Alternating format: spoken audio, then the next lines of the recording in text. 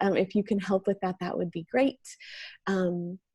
I do want to let you know that we are recording tonight's session because we were given a lot of requests for that.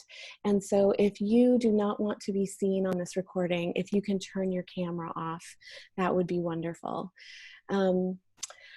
I want to give you also the idea that up at the top right of your screen is a little square that looks like a Rubik's Cube almost. If you hover over it, it will say Gallery View. And if you want to go ahead and click on that, you can see the folks who are wanting to be seen in kind of a way that we can all see each other. I am actually going to take 1 second and change one thing so that folks can just come right on in to our meeting. Just give me 1 second here. All right. Okay, let's go ahead and get started. I am Doreen, but before we talk about who I am, I want to introduce to you my very dear and brilliant friend, Dr. Omar Reda. I had the privilege of meeting Omar when I was speaking at the Muslim Educational Trust in Portland, and we struck up a conversation at the break, and I knew immediately that I needed to learn a lot from this incredible human. Dr. Reda is a board certified psychiatrist and a Harvard trained trauma expert. He's an author. His books are incredible. I highly recommend you check them out, specifically his book that we're going to talk about tonight, Untangled. But most importantly, Omar is a husband and a father who believes that a safe home is the very definition of health and healing, and that human connection through love is the key to breaking the cycle of violence and abuse. And I have seen this to be true in Omar's life and in his home. I have fallen deeply in love with his family, and the love that exists in that space of his home is truly profound. So Omar, would you like to say a few words as we move forward? Yeah, thank you very much. Hi, everyone. It's just a joy and delight to be with you tonight. And, thank you for taking the time despite everything that's going on. It really speaks volume about your, commitment to being the best version of, caregiver, a parent.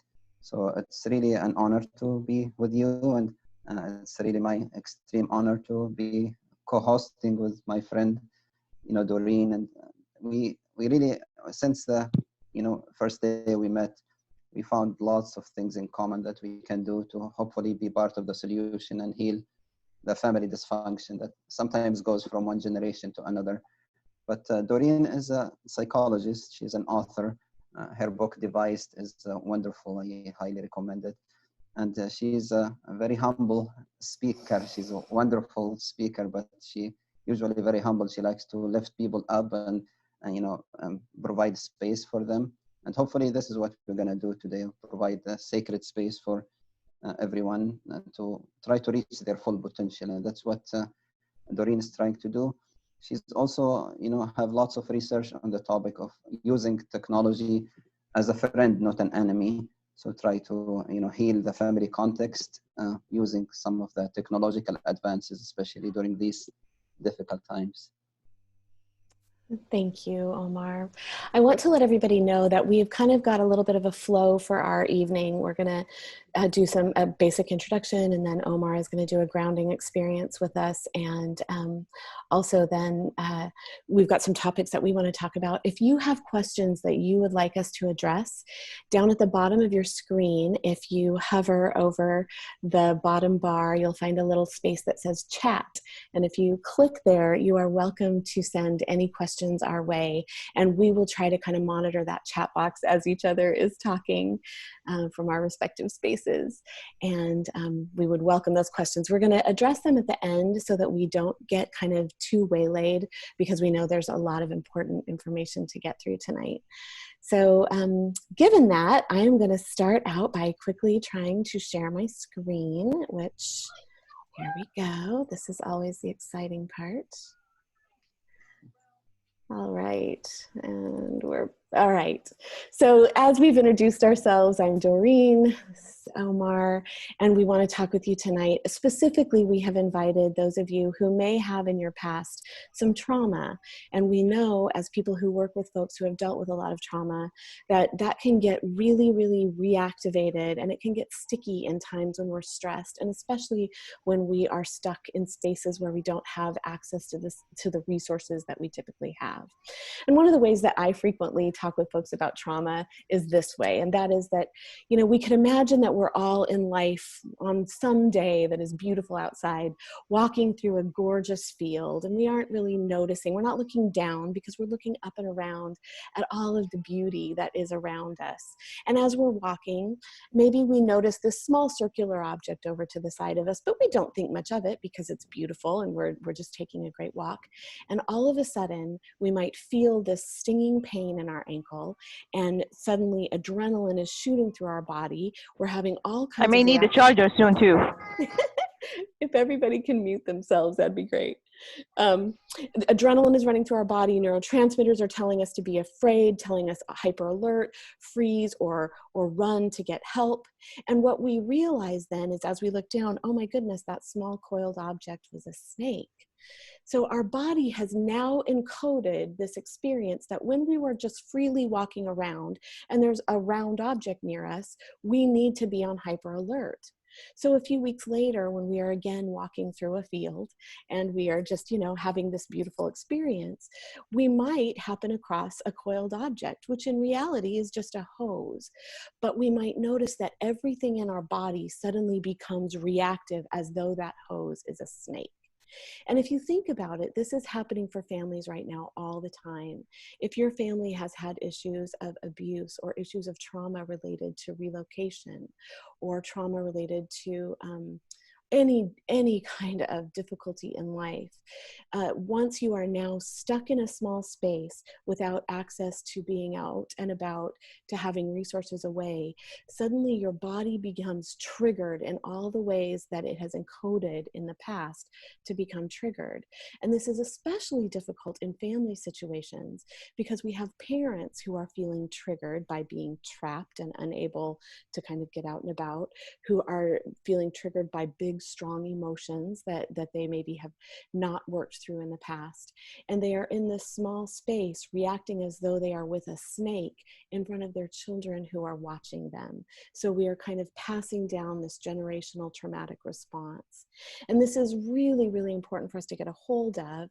And we especially today want to encourage you who are parents on the phone to think about the fact that the only way for our homes to become safe in times like this are if those of us who are the caregivers and the leaders in the home are really doing our best to make sure that we are healthy and well, so that we can most generously provide what is needed for our children and our spouses and our partners to be healthy and well.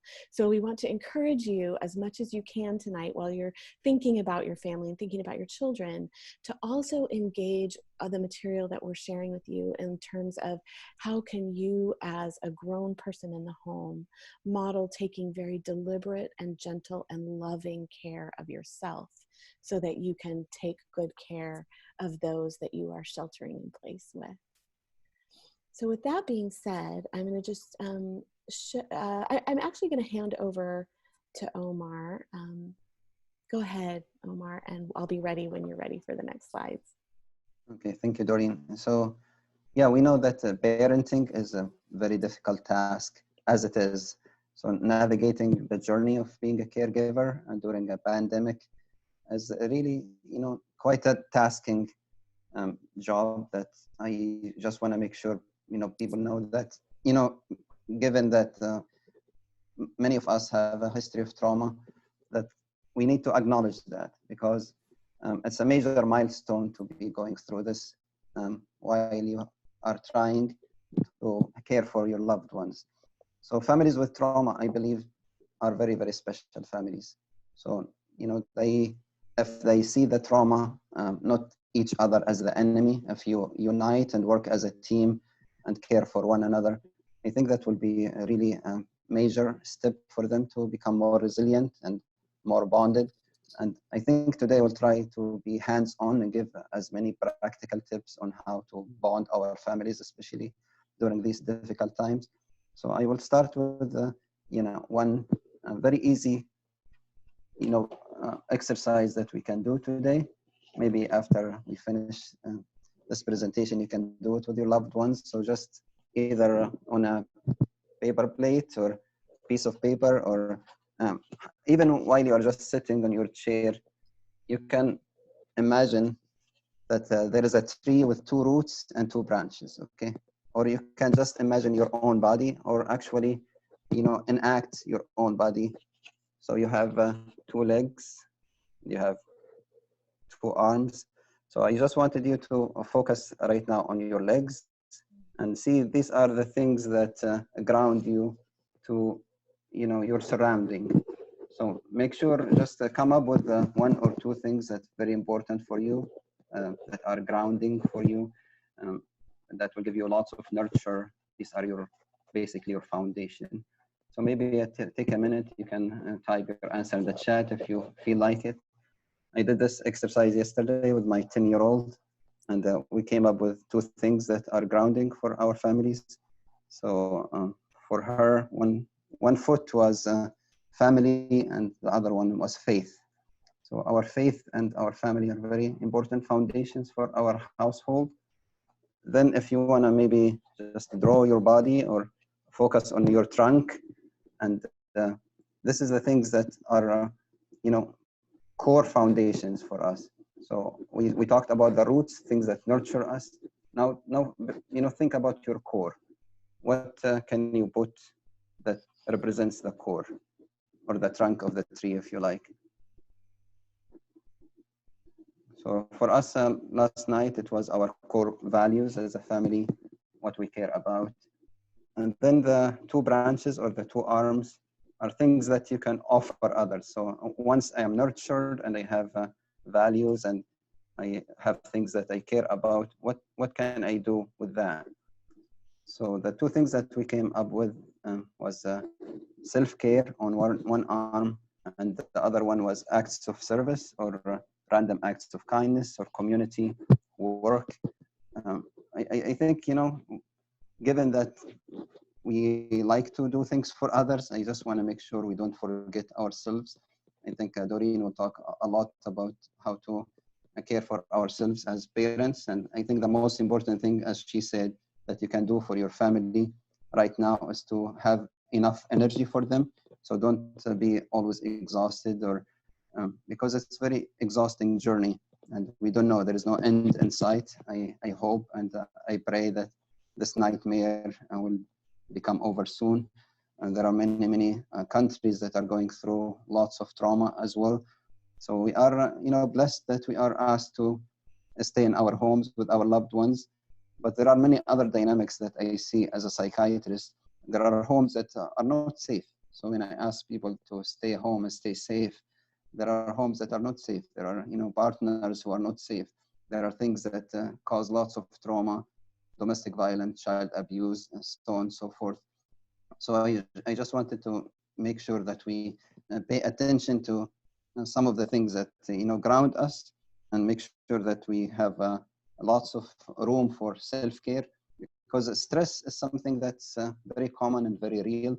And when we say the word stress, it's just a pressure that we basically put on a surface. So if there is a surface and you place a little bit of pressure, we call that stress. That's why we say, I'm going to stress a point. That means I put lots of value and pressure on this point. But if we don't really take care of the healthy amount of stress, so we have a stress that's good for us. So the night before the exam, I feel a little bit stressed out, so I go and study more maybe. That's healthy. But this is for short term, releases hormones that will help me in survival, epinephrine and cortisol, hormones that are good for the fight and flight and response. But on the long term, if I continue to be always stressed out, these hormones become toxic. So that's very important, because if you don't take care of yourself, you might end up having blood pressure issues, blood sugar, stroke, you might have gastric ulcer, you have many things that are unfortunate. And our body, keeps the score. Our body remembers the trauma. Trauma lives in our body. So make sure that, you have to know that trauma will manifest in many, many forms. It's not always behaviorally. Sometimes it's somatically. Our body will very loud and clear tell us that we are really needing a break. And it's okay to have a break. Sometimes we think we are invincible, but really, it's okay to acknowledge that you need a break, and then request a break or demand a break, and then relax during the break. Also, some of us during our break we go and look for more drama, unfortunately, and there is enough drama and trauma in the world. So make sure you are very gentle to yourself, and given that self-care is not always just sleeping or having a massage or relaxing. Sometimes self-care means learning something new. Sometimes it's just getting a new skill. Sometimes it's socializing with someone that you care about each other. For me, sometimes I really do self-care when I have like a couple of weeks off work. I go to a refugee camp.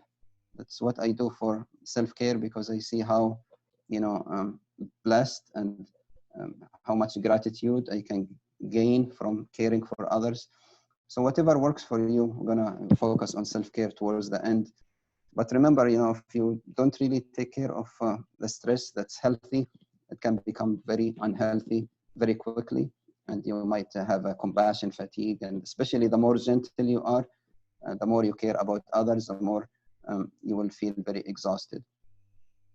And then we talk a little bit about trauma. And trauma is very, very common. We know that the ACE score, many of you may be familiar with the Adverse Childhood Experiences score.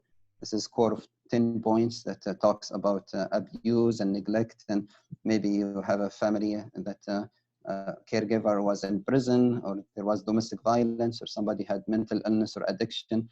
I don't want to focus only on the trauma that the ACE score talks about, but also about the resilience, because many people think the higher the ACE score, the more vulnerable to or prone to trauma and dysfunction you are. That's not always the case, not necessarily always the case, because remember, like we talked about the two branches or the two roots, or that are very important for our foundation. The children also need two things for their foundation, for their strong identity and self-esteem. The first thing our children need to know that the world is a safe place. And the second one, they need to know that adults are going to be trusted to see them, to hear them, to care for their basic needs. And by basic needs, I don't only mean materialistic needs, I mean also emotional needs. And I talk about this a lot. I work with refugees extensively. So sometimes they want to chase the American dream.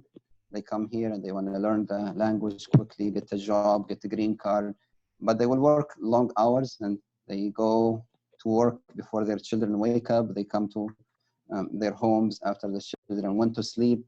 And in a way, they are losing the American dream chasing it, because they don't see their children. And what is the American dream if it's not our family and our loved ones?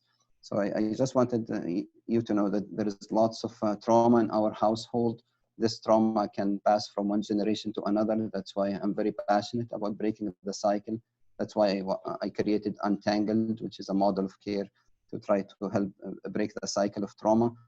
Because it's very, very unfortunate when, because of my own trauma, I will take it on my loved ones. I know everybody in the room is an invested parent. That's why you are here. I know everybody is trying their best given their circumstances. Our intentions are wonderful. We are good enough parents. The thing is, there is always room for improvement when it comes to our loved ones. And it's okay to find the tools that we can use to improve the relationship. And because trauma can lead to traumatic stress and PTSD, and it can be really a cycle that's very difficult to get out of. Some people, they cannot handle their traumatic experiences without numbing them. So they will use a substance. They might, go and use risky behaviors, and they might end up re-traumatizing themselves because they're trying to escape the first trauma. So I will stop here and I'll turn it to Doreen just to go over maybe the PowerPoint very quickly. Yeah. I really love how you talk about how children need to know that the world is a safe place and that the adults are trustworthy. I think that is so huge. And part of what I think is really difficult is that when that has not been true for parents in their own past, it is very hard to make sure that they create those realities in their home and with their children. And so I think one of the things that I want to really stress, right, at talking about how this, kind of impacts the children and the parents and the whole family unit, is that I would love to encourage all of us here to make sure not only that we are tending to our own big feelings first and making sure that we're working through them, but that we are also checking in with at least one other trusted person who can help us get some perspective and help us figure out where our own blind spots are. So if I look at my child being defiant with me as a snake, because whenever I was defiant with my parent, they hit me, right? So when my child is defiant, I have that automatic response that I need to become physical. I need somebody who can tell me, hey, that's not your child. That is your own unresolved trauma that you have some work you need to do on. And I think one of the things that comes with that for me is that I think it's very important that we all be able to talk about our realities and listen more before we just come in as the authoritarian leaders in a home. So we need to listen what this time is like for our children, what things help them to feel safe and what things make them feel unsafe. I think those are really important things to do, because for our child, they may have that thing that triggers all of their trauma, that thing that they see as a snake that we see as a hose. So right now, it's not uncommon for children to maybe want extra closeness with mom and dad, but that kind of triggers our feeling of like, I need alone time. But we need to understand that their whole physiology and body is dysregulated. So we need to be able to speak to them in a way that they can hear, not just reacting out of our own kind of reactivity and our own unresolved issues. Anything I'm missing there, Omar? Yeah, I mean, it's beautiful how you say it. I think sometimes we might, as parents, think if I'm trying to empathize with my children behavior or feeling, basically, that means I'm condoning it. That's not necessarily the case. There is a big difference between a behavior that's unsafe or disrespectful and just knowing that usually the behavior is only the message. There is a big feeling behind the message. Usually the feeling is an unmet need. That's why it's very important to model to our children during this difficult time. They're watching us. I think that the thing they will remember the most from the COVID-19 is what their mom and dad did during the crisis, how the family survived this pandemic.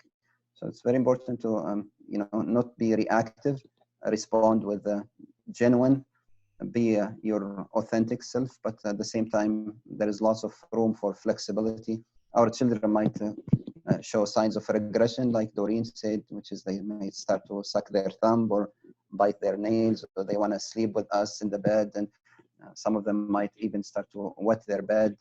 So we need lots of patience. And, it's very unfortunate that trauma is transgenerational, because many of us are running on empty tanks. And I want to acknowledge this. I want to really, really, appreciate parenthood. It's very difficult for traumatized families, because how can you give what you have never received? So it's really important that, you will be working extra hard. You have lots to untangle than a family that was not terrorized with the trauma. So I give you lots of credit as parents of traumatized children, that you have a trauma history yourselves. Maybe the voices that your children are exhibiting as behaviors that are difficult right now are the same voices that you heard when you were a child. Maybe you had a horrific trauma story, and now your children are coming with things that seem silly, and you might think they are spoiled, or you might not have lots of patience for their suffering. But a holding space is a holding space. If somebody comes to me with their pain, I don't insert mine. I listen to their story without inserting mine, and I hope they will have a holding space in their heart when I'm ready to share my story. I love your question, Omar, that you bring up frequently, which is how can love heal a family and heal trauma? Why don't you go ahead and address that, and then I'll add my 2 cents. Thank you. So, I mean, love in general is, I think, the foundation of the household. It does not come automatically. We know that we talk about unconditional love, and that should be the norms in our home, but it takes lots of work, because there are many competing factors that try to take away from the joy that we have with our children. Many people, when I ask them, can you describe parenting in one word, usually they all come with the letter D for defeating, depressing, draining, discouraging, disheartening. And I say, you're forgetting one D, not Doreen, but delightful. Delightful can be the definition of a parenthood. And it takes lots of work. I mean, I was going back and forth to refugee camps, and my thinking I'm going to save all the children in the world, but I have 3 beautiful girls here. And when I come home, they are very anxious. They don't know if they're going to lose their father, or sometimes I go for like 6 months. And so I thought it is time for me to reconnect with my children. And I started to teach myself art and play therapy techniques, and basically very basic ones that will establish that connection, that will open channels of communication, and build bridges of trust. And they are very, very simple exercises we can do right now, like starting with just keeping an eye contact for 1 minute. I'm going to have a staring contest with my daughter, and maybe for the safe touch, I can have a thumb war, or we're gonna arm wrestle, or whatever it takes. They might seem silly for people who are already mastering, techniques like this, but for somebody who goes back and forth to, war zones, I find it very, very healing for both of us. So love is something that's very important. Sometimes I say love stands for L, is our listening, active listening, not only with our ears, but I listen with my eyes and with my heart. O stands for options. I try to be as flexible as I can. I give my children as many options as possible, as long as these options are safe and healthy. If there is something that's unsafe or unhealthy, we try to rechannel it rather than punish it. So hopefully there is no physical punishment in the household. Hopefully love and violence don't coexist under the same roof. V stands for validation. So I validate their feeling. It doesn't mean I validate the bad behavior or the unacceptable behavior. It just means that I have space in my heart to validate and empathize with the big feelings that they are coming to me with. And that's why we advocate for time in rather than time out. Time out is a technique that we used to use as parents, which is I send my children to their room because they have difficult emotions and they don't know how to talk about these emotions. They are voiceless, basically speechless. There's a lump in their throat. They don't know how to talk about it. Omar, your mic, you're talking with your hands and you're hitting your mic. Maybe if you hold it out. Okay, Thank you. Thank you. So V stands for validation rather than, the children sending them to a time out. I send them to a time in. Time in means I can hear you loud and clear. I know these feelings are big feelings. They cause you to lose your voice. So I wanted you to spend few minutes with me, your dad, and this is a safe house. There is an open door policy in our home. We're going to talk about these feelings and try to brainstorm how to get through them together. And the E stands for empowerment. Always make your child part of the solution. Don't see your children as only the problem. They have lots to contribute towards the healing and the solution, especially during these difficult times. So when your children seem, disoriented and confused, and because it's a major thing, there is lots of loss and grief right now going on under our roofs. Many people, they didn't graduate. Many people are losing. They don't have time to see their friends. So I empathize with their suffering, with their loss, and try to give them lots of space to try to heal the relationship together. And invite them. What do they think? Why do they think when they go to the store, everybody's wearing a mask? Why are the schools closed? And I try to give them in simple words, concrete information that will help calm their anxiety. And the most important thing, I think, is modeling, giving them lots of reassurance and lots of love. And it's okay to, hug and physically touch your children. And I hope, these are some of the tips that we start to practice, or we're already practicing, and we continue to master. I love how you say that. Every time I hear you talk about your acronym for love, I am deeply inspired. And I really love the idea of empowering, right now, empowering our children to ask questions. And especially for kiddos who have been exposed to violence in the home, or where there has been violence culturally around them, they are very frequently, in my experience, and I'd love your thoughts, filling in the blanks of the things they don't know with worst case scenario. Is that your experience as well? Oh yeah, absolutely. Yeah. So the more we can let them ask and then give them honest answers that aren't spreading anxiety. And then this gets to the answer that I think of to your question, which is, how does love heal trauma? Which is that it actually heals trauma, in my experience, by creating what I think of as a pause.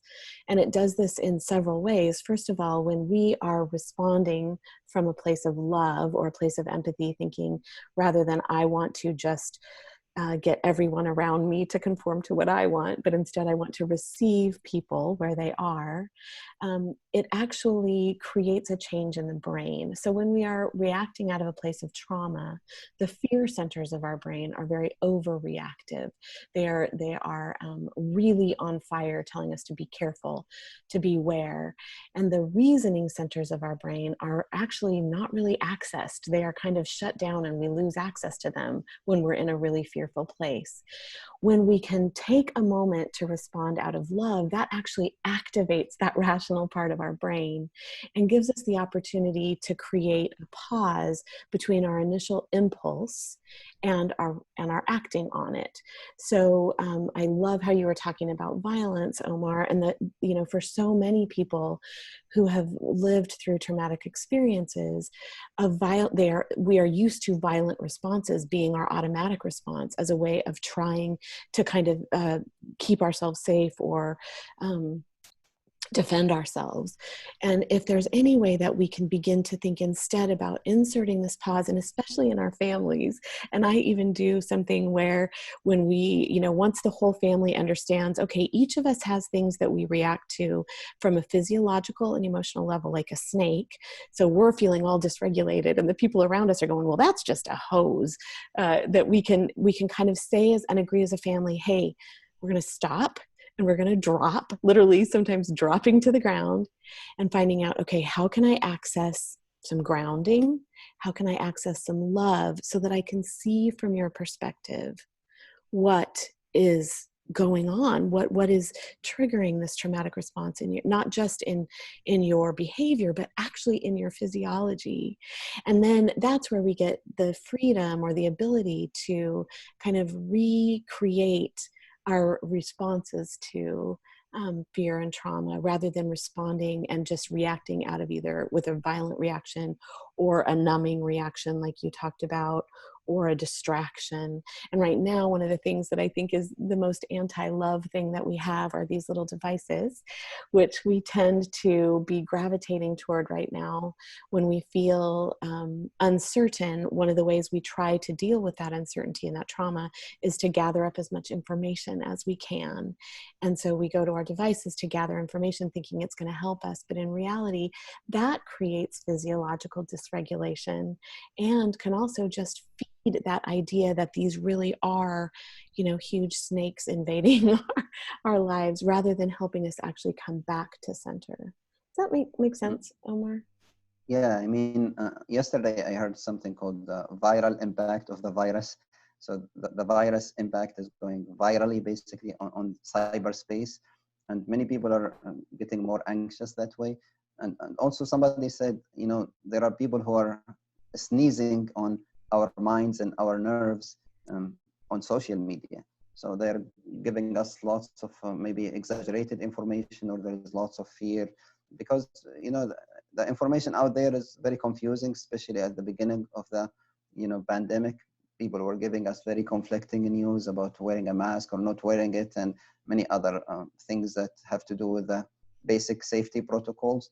So I think talking about the safe spaces, both online and offline, is very, very important. I think if the whole world is unsafe, make sure inside your house is safe. Every interpersonal space you have with your loved ones is always a place of safety, verbally, physically, sexually, emotionally, whatever it is, spiritually.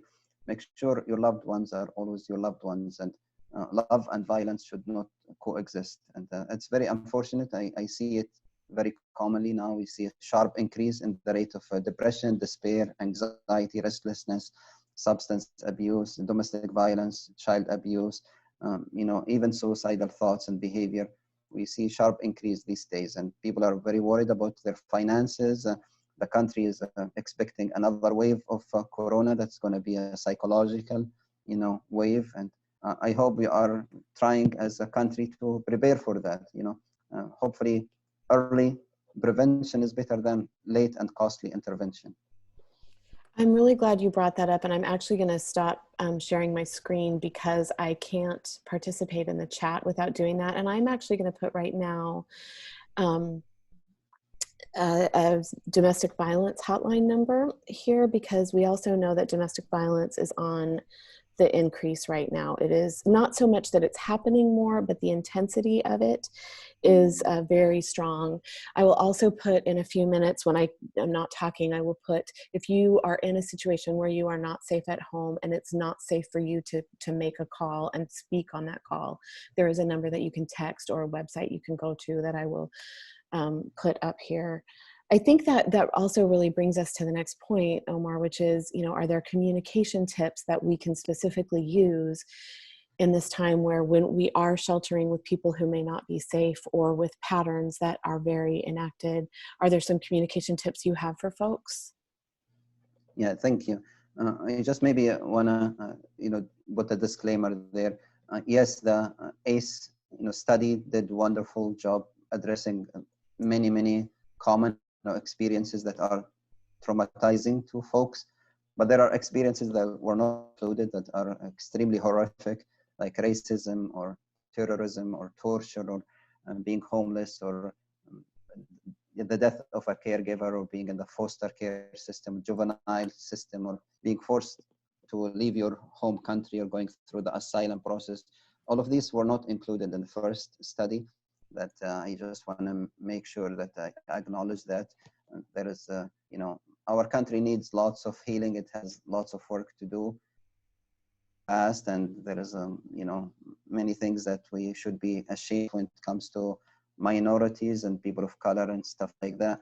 So, it's very important for me to talk about this because, even during the corona pandemic, we see a little bit of disadvantage for people of color when it comes to the way they are treated or the way they receive resources. When it comes to maybe ways that we connect as a family, I will talk about things that we can do offline, and I think you'll do the things that you can do electronically because you are the expert there. But I think I started to say some of them, which is maybe, if you want to remember, the first one is eye contact. Make sure eye contact brings lots of safety to the family. So when your children come to you, if you are on your Facebook account or you're texting, or you are very busy with something, that thing can wait. I think your children, they will grow up very quickly. And if the only thing that they remember about you is always saying that you are busy, that means they come second to whatever you are doing. Our children should always come first after ourselves, of course. So make sure that you are available for them. Maybe browsing your social media can wait until the evening after they sleep. The second thing is practicing safe touch. I know many families are not comfortable with hugging each other, or many families, they are not really having any physical interactions. We can start that, and it's better to start healing, even if it's late, than never. Better come late than never. So it's okay to hopefully, be in the vicinity of your child, just be there, be available for them, strike just normal conversations, and don't be there just to give them lectures or interrogate them, especially if they come immediately from school or if they are playing. Don't, insert yourself and try to give them things that are um, they are not ready for. Prepare them for the things that are not fun, the deep discussions, if you like.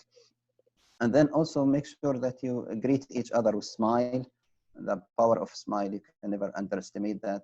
Make sure that you have a family time. If you can assign quality time together, it's okay to start with 5 minutes, 10 minutes, whatever it is. Maybe the goal is to have 30 to 60 minutes of uninterrupted face-to-face, heart-to-heart, eye-to-eye conversations with your loved ones. And make sure that you do that with your spouse too, with your partner, because I think the most important thing, a father can do to their children is to love their mom, and vice versa. So these are some tips we can do, when it comes to offline interactions. I think, Doreen, you have many ways of how to do that online.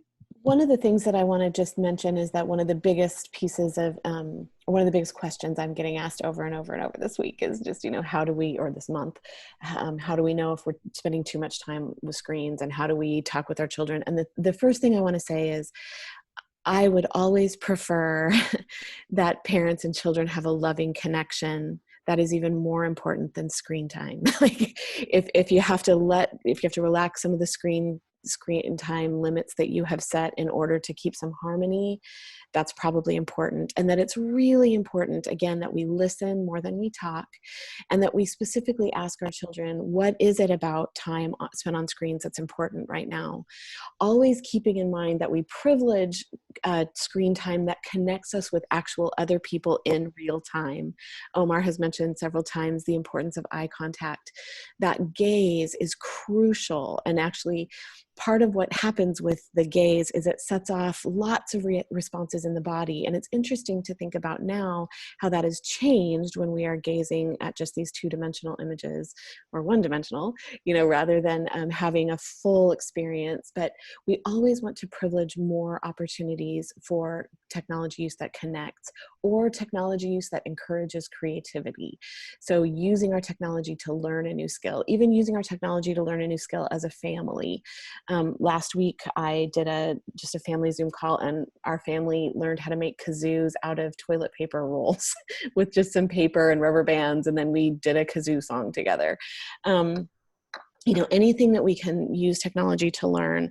But I want to be also really careful to bring up what I think is maybe my most important communication tip, which is to be really careful about non-shaming conversations right now, to not take things too personally. People are really at the end of their emotional ropes, and we still have a long way to go in this marathon that we don't know what the end is.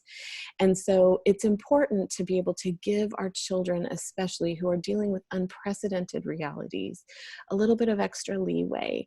They may see things now that they would never say in normal times. And I'm not saying, just let them treat you horribly, but it is important to be able to say, if they say, I hate being here, I hate you, to say, wow, you are really angry. You are really suffering.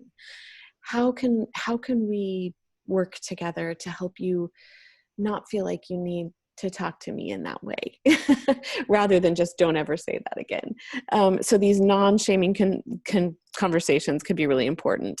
I also think that this is a time where it would be really important to think about how the other people in your home best hear input, rather than just assuming that everyone hears and listens like you do and speaks like you do, but to actually have conversations about, how are you going to best hear feedback from me right now? And here's how I will best hear feedback from you. And also I'm encouraging in the way of communication to create some spaces in the home that are tech-free. So I would encourage every family to create kind of a regulation station, or a containment corner or whatever you want to call it. It could even, if you're living in a tiny, tiny space, it could even be in the bathtub with some blankets and pillows if nobody needs the bathroom. But places where when someone is really dysregulated, rather than it spiraling and getting worse within the family, they can actually go and come down to some grounding, kind of using maybe the experience that Omar started with. So I know we're short on time. Can you go ahead and address some ways that families can bond during this time? Or do you want me to kind of address a few of mine and then go to the PDF screen share? Yeah, I think, go ahead. That? Okay, so some ways that I would suggest is ordering some things that your family can have. This is just a big tub of, it's like puzzle pieces. Some people call them brain flakes, but these are things that you could have delivered. If you're in Portland, there's a toy store called Made You Look that's doing home deliveries that you can get things. So these just fit together. Having something like this out on the table where you can all just be building it. Or I know Omar's family recently completed a puzzle, which if you're on here, Noura, way to go. Doing something like maybe taking your whole family and creating tin can stilts where you take cans and put the string on it and everybody does a relay together, or learning a skill like origami together. But things where, at certain points in every day, everybody's coming together, and we're going to do a very short little grounding exercise at the end where you maybe do that exercise together in your first 5 minutes together. So you're all kind of coming to the space and relaxed, and then you're engaging. Omar, let me share my screen so you can share your incredible ideas. Okay, let's see. Okay, everybody. Thanks for being generous with me while I navigate things. Okay. Oops. Oh. Do you have the PDF in front of you so you can start, Omar, while I'm getting this? I can look for it. Oh, here, I'll everybody practice your deep breathing for 1 moment. Oops. There, oh, here, we can also, you want to address this? You go ahead with this. Okay. These are, I think we talked a little bit about this. I think both online and offline, we need to find, healthy and attractive alternatives to. Currently, the narrative is, trauma is gonna dominate our homes and it's gonna destroy our homes. But this does not have to be the case. Trauma can make or break a family. I see it breaking lots of families. I see many people don't talk to each other, siblings or parents and children, and that doesn't have to be the case. I know some trauma stories are horrific, and maybe forgiveness is not an option right now, but I need people to focus on self-forgiveness and find if there is a bridge that can be rebuilt, if there is room for healing, let us go for that, because maybe the other person is also looking for that healing. I think there is lots of tips that you'll find. My model Untangled, and Doreen, she has her book devised, and they're available for you. And I created a PDF that's also available. Gonna send it if it's not available right now. We'll put it in the chat room. Is that okay, Doreen? yes, I will do that at the very end. Yep. Yeah. So what I did yesterday also with my 10-year-old is a very simple exercise that has to do with holistic approach to healing. So B stands for your body, H stands for your heart, and then M for the mind, and S for the soul. So I asked her questions like, come up with one thing that makes your heart sing with a G, and also makes your heart sing with a K. Okay, so there are things that make our children's heart joyful, and others that make them really sad. The same applies to their body, their mind, and their soul. And maybe this is another thing you can do with your children, which is a non-threatening way of talking about deep feelings, deep emotions. Because if you remember, there is like that children cartoon Inside Out that talks about Riley, who's a child with lots of emotions, and mainly the 5 emotions that were talked about in the movie is like anger, disgust, fear, joy, and sadness. It was very benign and non-threatening way to invite our children to have these discussions. So whatever it is, these feelings, they have different colors, like, anger was red and sadness was blue and so on. Maybe you can use these colors. Maybe you can use, time after a movie to start a discussion with your loved ones, because many of our children are waiting for these discussions to happen. Okay, I am trying to attach the PDF. You know what? Let's do this. I'm going to share the screen so you can share the PDF, and then at the very end, before we sign off, I will get the PDF out in a way that you all can access it. Here we go. I'm not a tech expert, everybody. Really good therapist, really bad tech person. Okay, there we go. I think we have like 10 minutes. I rather hear from the folks, because the PDF is available for everyone. Great. Yeah, let's do that. So this PDF that you're seeing here, I will attach it. These are some ideas specifically that come from Omar's book, and I cannot recommend it enough. It is a very affordable and easy read that is just beautiful. If anybody has questions, you're welcome to either unmute yourself or to share in the chat while I am working to get this PDF shared with you all.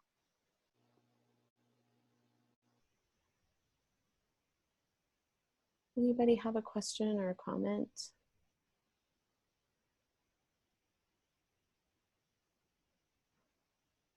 No? I mean, if not, we can maybe show the PDF quickly, and you can cover it in a few minutes, and then we can open it again. But there is a little bit about anger management, I think. Yeah, anger management is something that we really need to practice as, caregivers.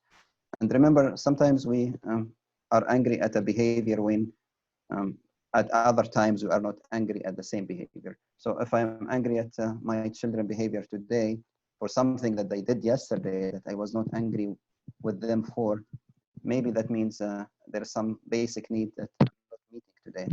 So I remember, me and my wife, we take children on camps and retreats all the time. And one time we took children to this fancy resort, and the staff was very, sweet and accommodating. And then we brought the same bunch of teenagers to the same staff, the same resort, the second morning. And the staff were very abrupt and almost, rude with us. They said, "We don't have space for you. Go find breakfast somewhere else." And we found out that it was Mother's Day. They were, overwhelmed with the amount of, the guests that morning, and they couldn't accommodate 22 more children. So sometimes when our basic needs are, not met, we might be very short-tempered.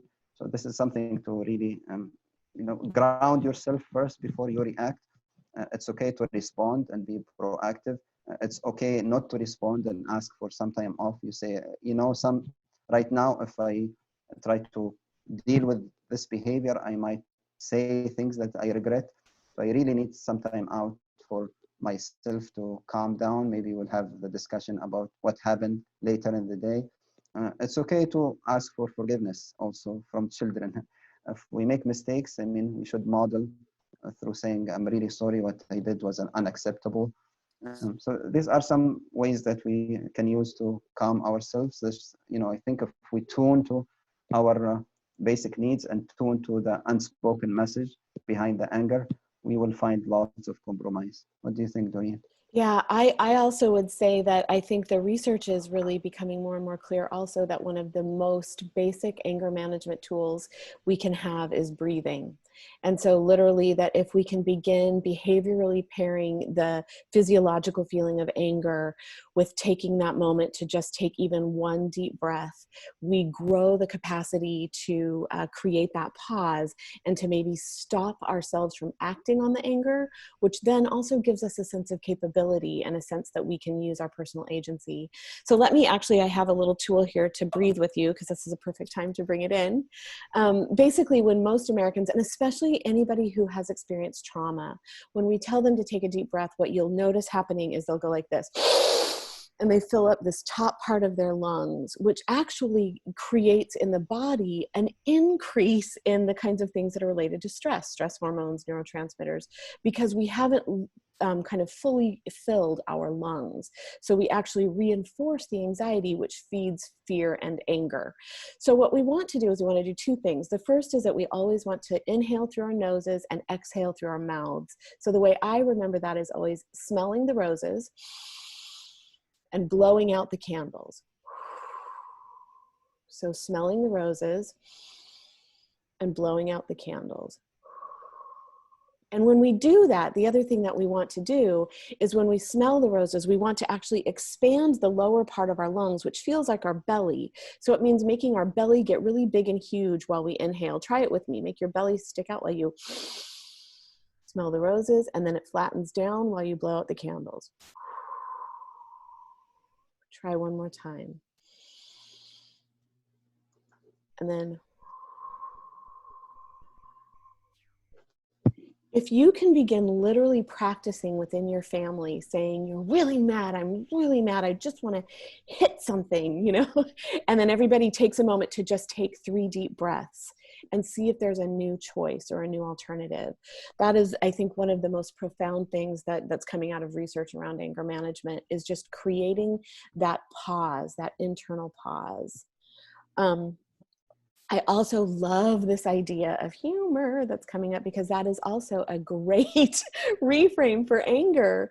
You know, and it's really hard if the other person is angry and we see humor in it.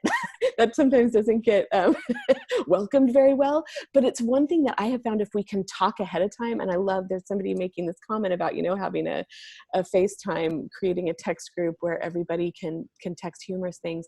One other thing to ask your family is, when we get mad, when one of us gets really mad, would it be okay if we just, like, after we give enough time to breathe, could we all maybe find something to laugh about, or could we do something silly? That is another thing that I think right now we all feel very heavy. And so if there's anything we can do, and especially we as the grown people in a home can do anything to become silly, like coming to the table for dinner dressed up as one of your children, or, you know, whatever it might be, but anything we can do to kind of break some of the serious vibes. And Omar, I'm loving what I'm seeing. I don't know how Omar can talk and type at the same time, but he has been. Can you address what you just said? Because I think this is huge, that concept of we have to work through. That's the other thing with anger. We've got to actually work through it rather than just try to push through it or deny it. Then we will always become messy. I'll make one last comment and then I'll hand it over to you. I think about anger kind of like I think about other big feelings, and they're kind of like big messes on a counter. And we take a sponge that's maybe dry and we go to clean up each mess. And if we don't squeeze that sponge out in between, when we go to clean up the last mess, we just make a bigger mess, right? So part of what's important with anger management is actually working through it, seeing it, acknowledging it, giving it some comfort and love and care, so that we've kind of gotten rid of it, so it isn't always reactive. Okay, Omar, your turn. So sorry. Yeah, I mean, I totally agree. I think either it's be anger or grief, and you know, our children are grieving, and for teenagers, many of them, they grieve in one of 2 ways. They can either shut down or lash out. And sometimes if they shut down, and we try to follow them to their cave where they want to just sit down and unwind and maybe connect with their peers, they find our intervention to be very intrusive and unwelcome, and they will push us further away. If they lash out, we find them to be disrespectful and spoiled brats, and we give them all of that power struggle, and we end up ruining the relationship. So I think rather than, you know, having a power struggle, let us just give their feelings a name and make them part of the solution, give them ways to celebrate or, you know, grieve that loss. And sometimes it's okay to celebrate somebody's, you know, grief. You know, death is not about the end of life, the relationship, it's only the end of life.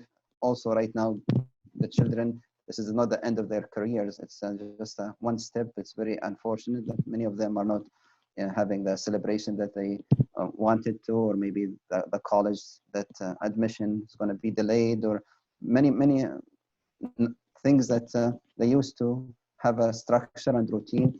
that sense of uncertainty is very threatening to our children's minds. So if we can have a structure as much as we can, and please, if you're gonna have a structure, make it as flexible as possible and make them part of that structure, and writing down the routine of the household. Yes. I'm mindful that we are at an hour, so I want to take just a few moments to ask if anybody has any final questions. I just put up in the chat an article that I wrote about types of loss and grief that people are facing right now, because grief is a multi-layered experience, and especially if you have trauma in your past, it's important to be able to kind of name it. So that's a resource for you. But I want to do just a very brief kind of grounding experience to send us off. And then if questions come in during that, we can address that. If you need to sign off, please feel free to do that. I do want to tell you, Omar, do you have a place on the Untangled website where you list classes and things? I'm happy to do that on my website, because I've gotten a few private messages asking where people can get more. Should they look only at mine, or do you have a place on Untangled as well? Yeah, I have to be more active then. Okay, so for now, maybe check DoreenDM.com, and you can also sign up for my newsletter there, which I'll put out anything that Omar and I are doing together. And if you want more, please let Omar or I know. His website is projectuntangled.org. Is that right? That's okay. correct. So just for a few moments, you might want to step away from your screen if you want to. You don't have to. I love seeing those of you who are here. But we're just going to take a few of those really deep breaths together. If you feel comfortable closing your eyes, I would encourage you to do that, or softening your gaze, smelling the roses, blowing out the candles, smelling the roses, blowing out the candles. And on your next inhale, I'd like to ask you to draw all of your attention deeply inside of you, and let that attention float through your mouth and your chin and your neck, down into your chest, right where your heart lives. And if it helps you to stay focused right here on your heart, you might want to put your hand there. You don't have to. But I'd like you to imagine this little flame that is a flame of love that exists in your heart. First, for yourself, maybe for the divine, and then for your family. This little flame that exists right here in the center of your chest. And for just a couple of minutes, I'd like you to imagine that on each inhale, that flame becomes just a little bit brighter. And on each exhale, that flame becomes a little bit wider. Inhaling in, and that love becoming a little brighter. Exhaling out, and that love becoming wider.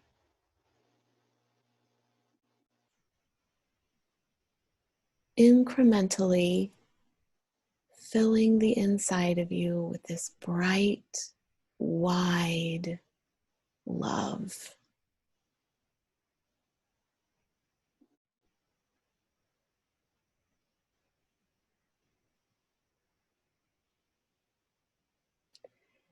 And on this next inhale, I want you to imagine it becoming so bright and so wide that it's bumping up against the edges of the inside of your body. So much so that on the next inhale, it actually bursts out of you and out to those in your home, out to maybe those of us who are together in this Zoom space. That the love that is particularly yours is just being sent out to everyone in your surrounds.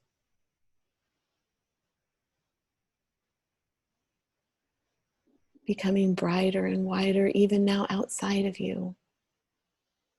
To the point that for just a moment, take a minute to try to see if you can't feel the love coming from the 27 of us who are sharing space here right now.